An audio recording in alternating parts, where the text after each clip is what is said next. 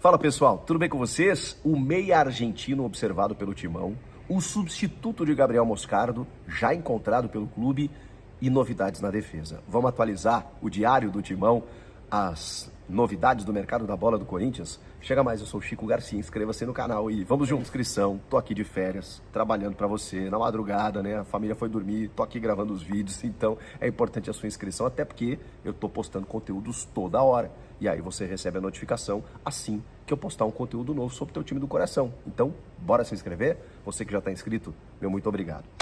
Gente, vou dar moral aqui de novo para ele, né? Samir Carvalho, caramba, o homem tá trabalhando. Descobriu duas informações. A primeira já há um tempo e que agora a galera tá badalando mais, e a outra é recente. Vou começar por essa recente, que é desse meia argentino que o Corinthians está monitorando. Ainda não houve proposta, pelo que a gente sabe, mas o clube, o Tajeres, já considera, inclusive, receber essa proposta e topa negociar. E o cara tem contrato até dezembro de 2026. Estou falando de Rodrigo Garro.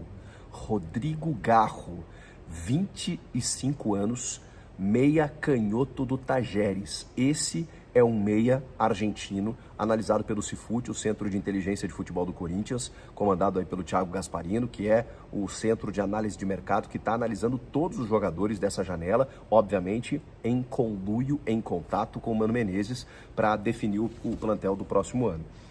Eu sei que muita gente aqui vai ficar pensando, putz, mais um Matias Rojas, que foi um cara que nos decepcionou, evidentemente, nessa temporada, mas calma, eu ainda vou dar um voto de confiança. Realmente foi uma decepção. O Rojas, assim, em postura, em comportamento, foi muito longe daquilo que a gente imaginava.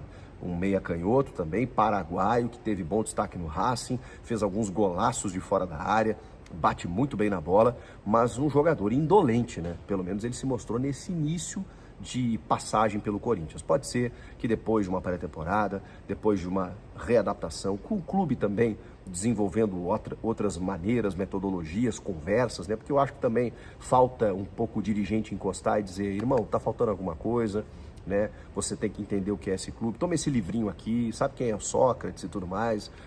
Essas coisas, assim, eu acho que faltou um pouco disso. O Rojas chegou em meia temporada, num ano completamente turbulento e não desenvolveu. Então, é óbvio que eu coloco na conta do jogador, que não correspondeu, mas eu também preciso entender o contexto. E por isso eu espero mais uma temporada. E aí, se não rolar, não rolou, né, gente? A gente sabe que alguns jogadores demoram um pouco para desabrochar, e tomara que o Matias Rojas consiga. Mas o assunto nem era ele.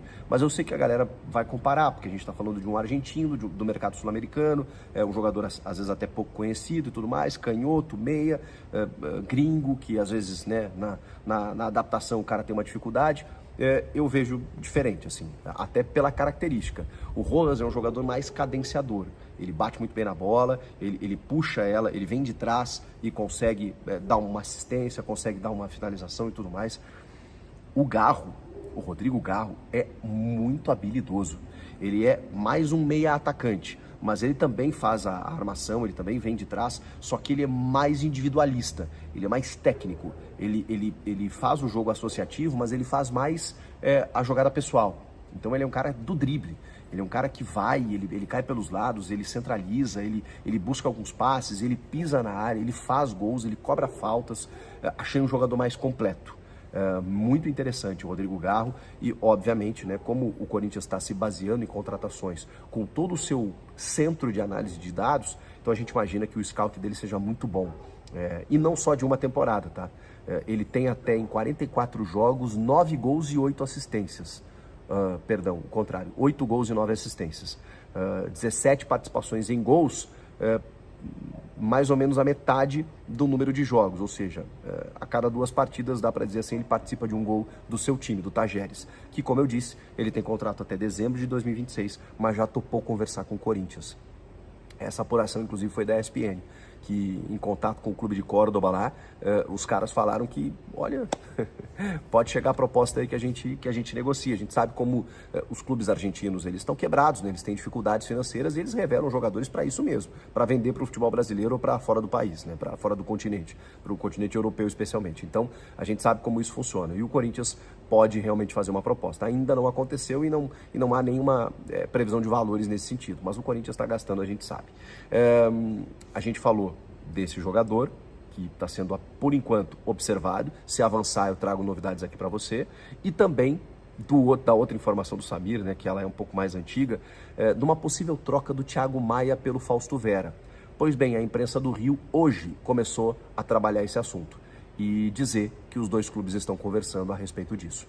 Na verdade, o Fausto Vera, a gente já tinha falado aqui, ele sempre foi utilizado, está sendo pelo menos, como uma moeda de troca. Inclusive na questão Gabigol, se falou lá que o Fausto Vera poderia ser utilizado no negócio. O Rubão, que é o diretor esportivo do Corinthians, que ainda nem assumiu, negou a situação do Fausto Vera. Mas a gente sabe que o Flamengo quer o Fausto Vera.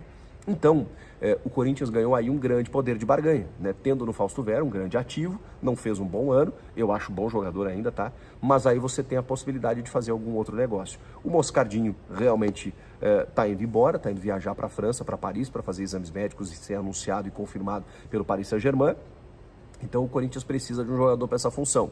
Convenhamos que não é o Ranieri, né? O Ranieri vai vir para grupo, pode buscar a sua titularidade, o jogador do Cuiabá pode, enfim, conquistar o seu espaço, mas ele inicialmente não vem para ser titular absoluto. Então, o Corinthians está indo no mercado. E o Thiago Maia, a gente já falou sobre ele também, está encerrando um ciclo lá no Flamengo, o Flamengo está liberando alguns jogadores, está tentando renovar, o Tite está montando um novo elenco e tal, e o Thiago Maia está meio que, assim, sem muito cartaz com a torcida e com a comissão técnica atual.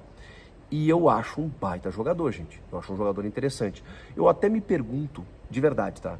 Me pergunto se na troca Fausto Vera ou Thiago Maia, se o Corinthians sai ganhando com isso. Porque eu considero o Fausto um bom jogador.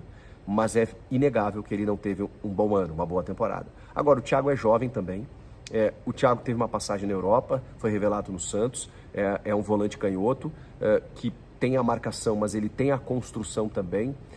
Eu gosto do Thiago. Ele também, assim como o Fausto, na verdade o Fausto foi vendido, né, que ele tinha um poder de finalização que nunca aconteceu. Ele fez o último gol agora no jogo contra o Curitiba, já na última rodada, quando não valia mais nada.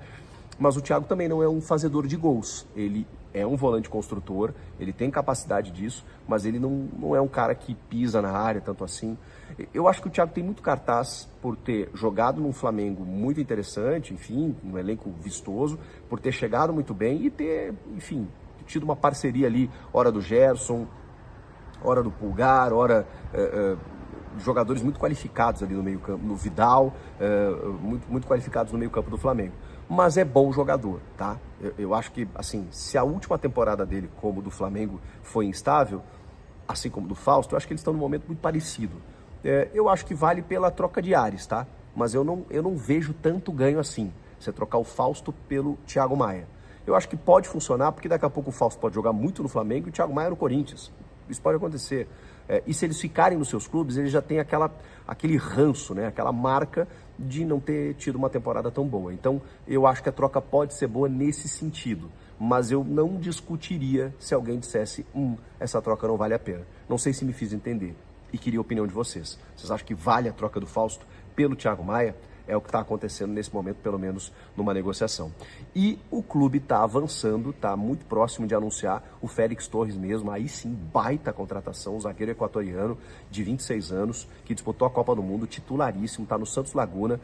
A proposta de 5 milhões de dólares inicial, ela foi, digamos assim, resistida pelo clube mexicano, que está dando uma endurecida e tudo mais, e o Corinthians está aumentando a pedida porque quer o cara e o cara quer vir para o Corinthians. Então, isso deve estar sendo resolvido nos próximos dias aí, e ele vai ser confirmado como reforço do Corinthians, o Félix Torres. E o Diego Palacios, também equatoriano, lateral esquerdo, esse pode contar já, porque está ficando livre no mercado, contrato terminando com o Los Angeles FC, e aí também foi para a Copa do Mundo, só não jogou, não entrou em campo, mas 24 anos.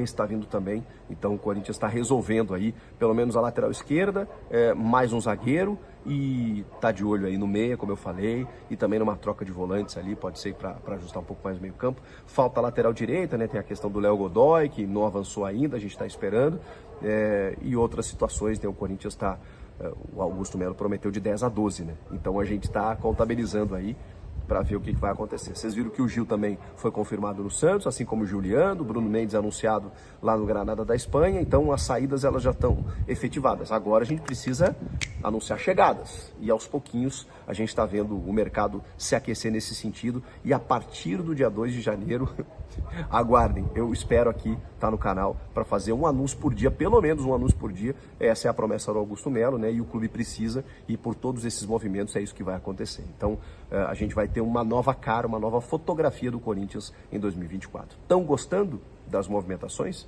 Comenta aqui e inscreva-se no canal, né? Por favor, é só o que eu peço. Peço mais nada. Vou voltar para minhas férias aqui, para minha folga, mas eu não volto, ou não demoro a voltar para atualizar vocês. Beleza? Valeu, gente. Até a próxima. Tchau.